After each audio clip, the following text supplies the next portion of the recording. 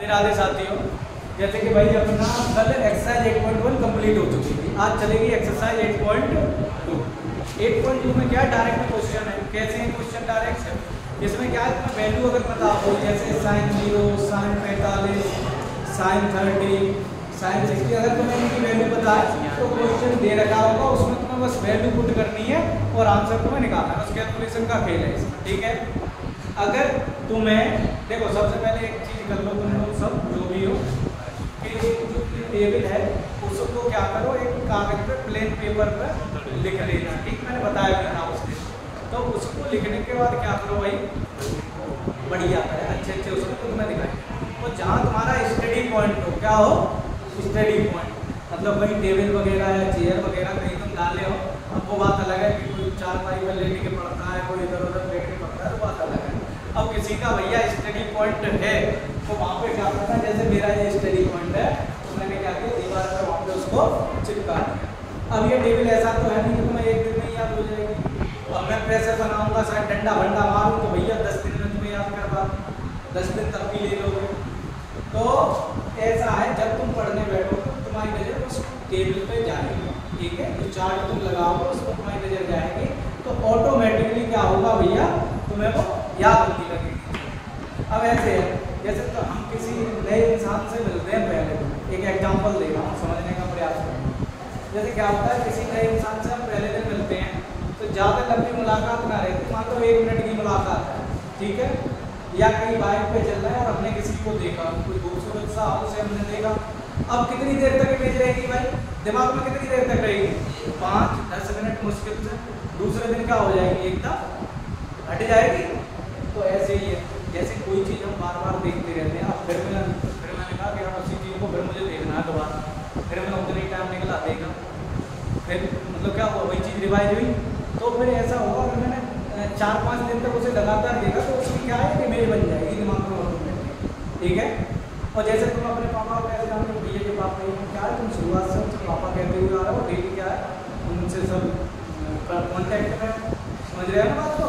तो यही है, मेरा कहने का मतलब ये है भैया, तुम जहाँ भी पढ़ते हो वहाँ पर इसको चिपका जरूर, ठीक है भाई। अब बोलो question number first,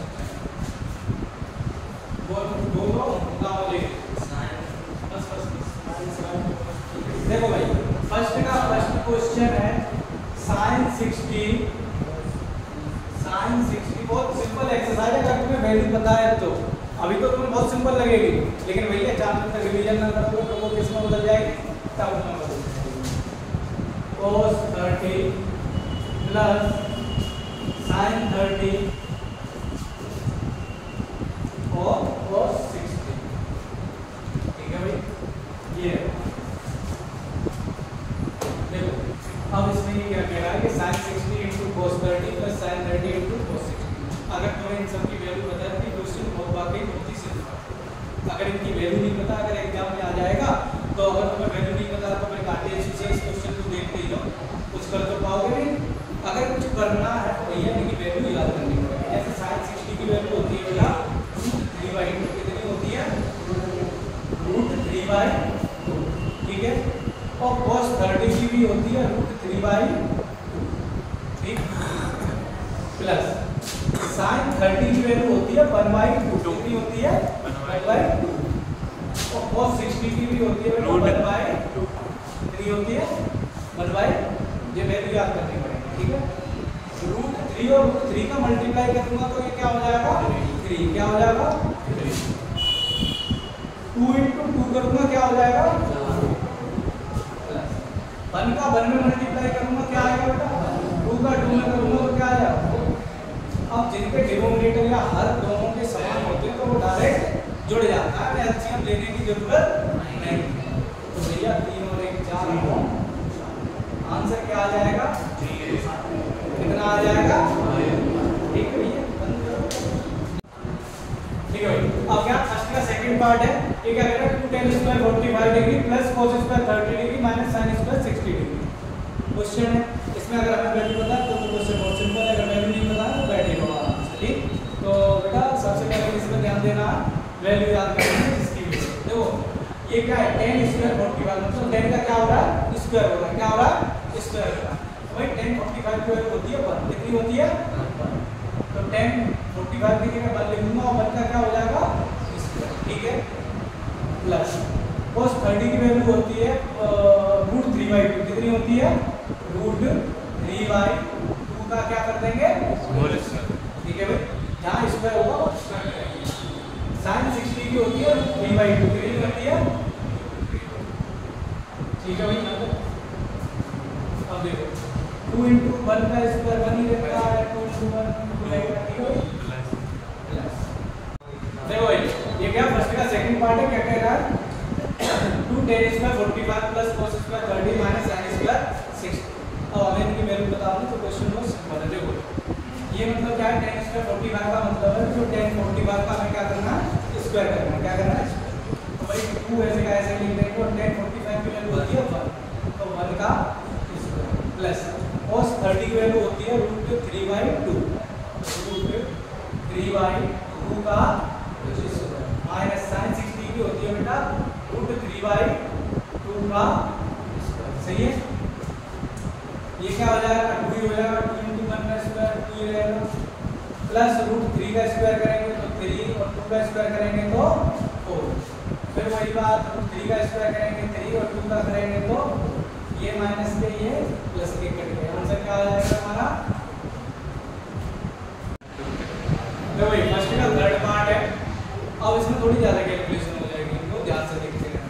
cos 45/30 plus 2 ठीक है, तो अब इनकी भी वैल्यू लगाते हैं। cos 45 की होती है 1/√2, कितनी होती है 1/√2, ठीक है, ये वाला तो cos 30 की वैल्यू होती है बेटा √3/2, क्या होती है √3/2, तो cos का उल्टा sec होता है, तो sec की कितनी हो जाएगी 2/√3।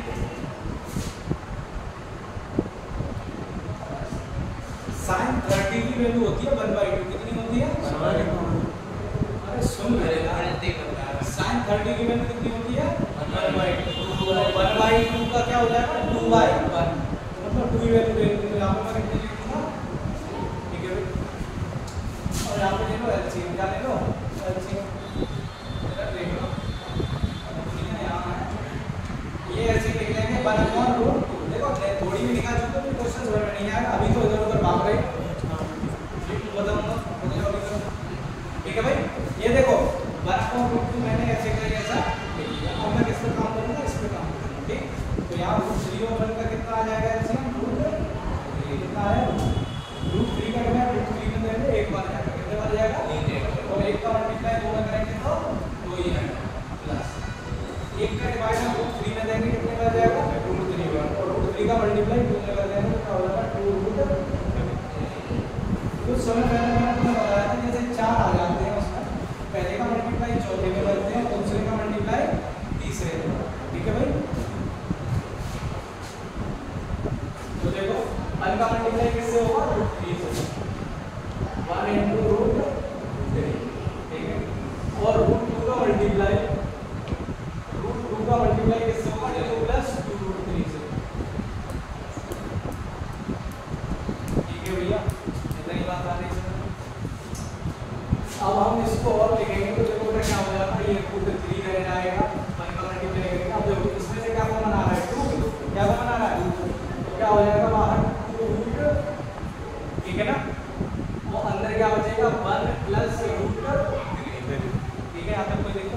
तो अभी तुम अगर एनसीईआरटी मिलाओगे और आंसर शीट मिलाओगे तो तुम्हारा आंसर अभी मैच नहीं खाएगा, क्या होगा मैच नहीं खाएगा, क्यों नहीं खाएगा भाई, इसका भी रीजन है कि जो नीचे रूटों के ये रूट दिखाई दे रहे हैं ये हमें डिनोमिनेटर में खत्म करने होते हैं, क्या उन्हें करने होते हैं, मतलब इनको हटाना होता है रूट को, मतलब नीचे जो है नेचुरल नंबर है, क्या है नेचुरल नंबर 1 2 3 4 5 ऐसे करके, ठीक है।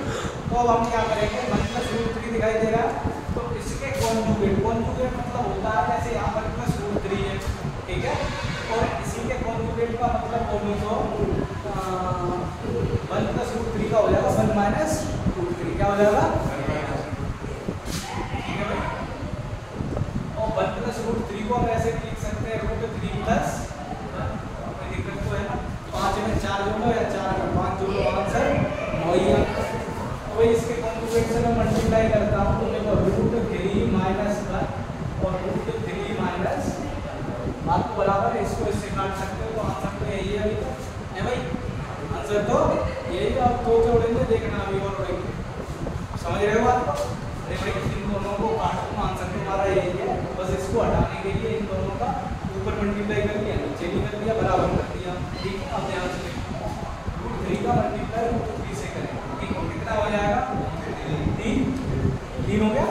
√3 और √3 का मल्टीप्लाई करेंगे क्या हो जाएगा? 3 हो जाएगा।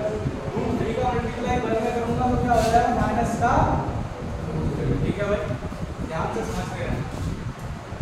ये देखो a प्लस b और a माइनस b की कंडीशन बन गई है भाई, वो क्या होता है formula? a square minus b square, है ना? तो इसको मैं साइड में बता दूंगा तो तुम भटकते रहोगे। a square minus b square बराबर होता है a प्लस b और a माइनस b।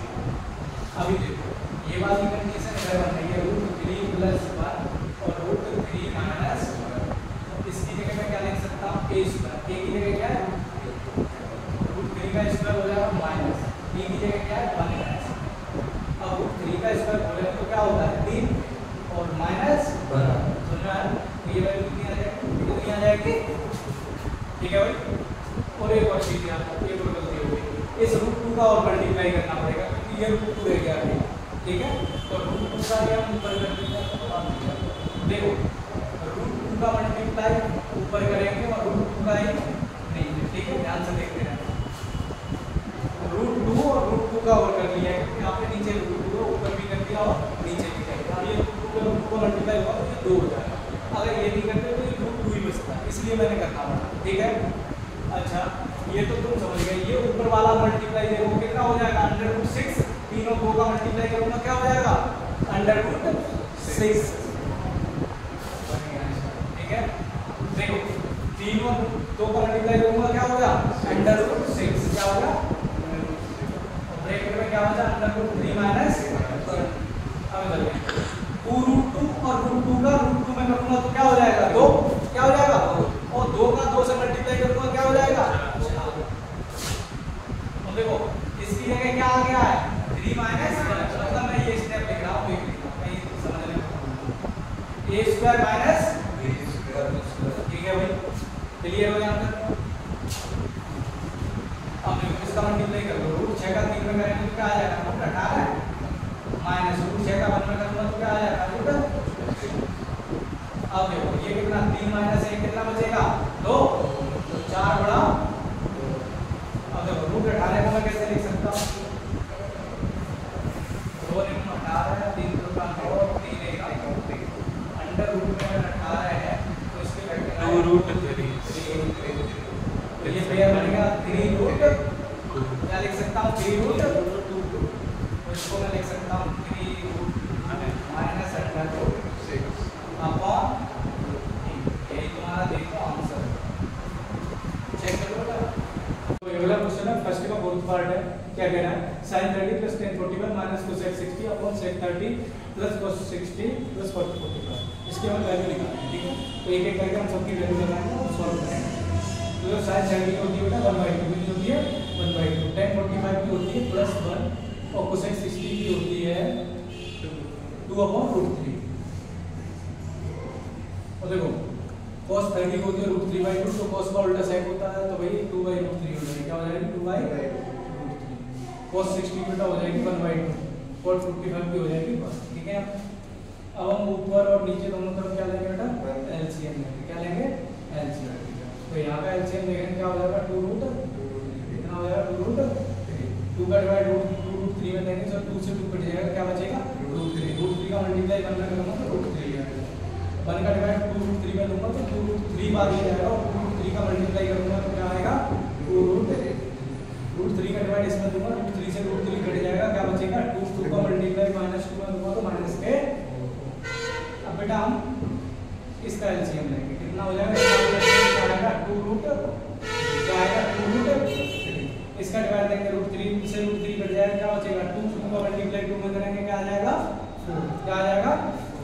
2 का डिवाइड इसमें देंगे 2 से 2 कट जाएगा, क्या बचेगा? √3 का मल्टीप्लाई 1 में करेंगे, 1 का डिवाइड 2√3 में देंगे, कितने बच जाएगा? 2√3 और 2√3 का मल्टीप्लाई 1 में करेंगे तो क्या आ जाएगा? 2√3, ठीक है भाई। देखो फिर मैंने बताया पहले का मल्टीप्लाई दूसरे से, वो चौथे से, दूसरे का मल्टीप्लाई तीसरे से, ठीक। अब ये देखो ये √3, एक √3 और 2√3 कितने हो जाएंगे? 3√3 लिख लो, 3√3, ठीक है भैया। क्या हो जाएगा? 3√3। अब क्या होता है? माइनस और इसका मल्टीप्लाई पहले में किसका होना है? चौथे का, तो किसका मल्टीप्लाई होगा? 2√3, किसका होगा? 3। ठीक है भैया, यहाँ तक कोई दिक्कत? कोई भी दिक्कत हो तो बता दो। अब इसको देखो, एक √3 और 2√3 कितने हो गए? 3√3 है भाई, तो प्लस 4 और दूसरे का मल्टीप्लाई किससे? तीसरे से, दूसरे का तीसरे से, तो क्या आ जाएगा? 2√3, तो इससे ये कट जाएगा, है भाई, कट गया। अब देखो ये कट गया, अब क्या बचा हमारा? 3√3 माइनस 4 और 3√3 प्लस, वही पहले वाली कहानी, कॉन्जुगेट से मल्टीप्लाई करेंगे, क्या होगा? 3√3 प्लस 4, किससे करना पड़ेगा? 3√3 माइनस 4 से ऊपर नीचे क्या कर देंगे? गुणा, 3√3 माइनस 4 और 3√3 माइनस, तो नीचे वाली कंडीशन तो समझ में आ गई होगी, a plus b a minus, है भाई। तो ये क्या हो जाएगा? a² माइनस ऊपर वाले का मल्टीप्लाई करना पड़ेगा, ऊपर वाले का क्या करना पड़ेगा? मल्टीप्लाई। तो ध्यान से बेटा 3√3 का इसका करना पड़ेगा, पूरा करता हूं मैं, देख के देखना, ठीक है। 3√3 इसका मल्टीप्लाई पहले इसका होगा, थोड़ा 3√, ठीक है भाई। इसका मल्टीप्लाई फिर किसका होगा? इसका, तो -4 × 3√, अब इस वाले -4 पे आओ, -4 थोड़ा 3√, कोई दिक्कत? इस -4 का इसमें आओ, तो -4 × माइनस, अब देखो a plus b a minus b, तो a² माइनस a², 3√3 का स्क्वायर माइनस 4 का, कोई दिक्कत है? कोई नहीं होनी चाहिए। अब देखो ध्यान से देखो, 3 तो का 9 और ये √3 का मल्टीप्लाई होगा 3, 9 दिया 27, ठीक। इधर 4√3 4 दिया 12 और 4 दिया 12, दोनों 12 है। अब ये देखो ये भी माइनस का है, वो भी माइनस का है, तो दोनों ऐड हो जाएंगे और साइन किसका आएगा? माइनस का है, तो माइनस के 24√3, बेटा जाओ तो सुनिए, 24√3, ठीक। ये सब सॉल्व हो गया। अब ये माइनस के 4 और माइनस के 4 क्या हो जाएंगे? प्लस के 0, प्लस के 0। अब देखो इसके 3 तो का 9 दिया 27 माइनस 4 का कर लो तो क्या हो जाएगा? ठीक है, यहाँ तक है भाई। अब देखो 27 और 16 कितने होते हैं? 43। कितने होते हैं? 27 16 होते हैं 43। कितने होते हैं? 43 माइनस 24√3 और अपॉन 27 में से 16 जाएंगे, कितने बचेंगे? 11। कितने बचेंगे? यही तुम्हारा क्या बेटा? आंसर।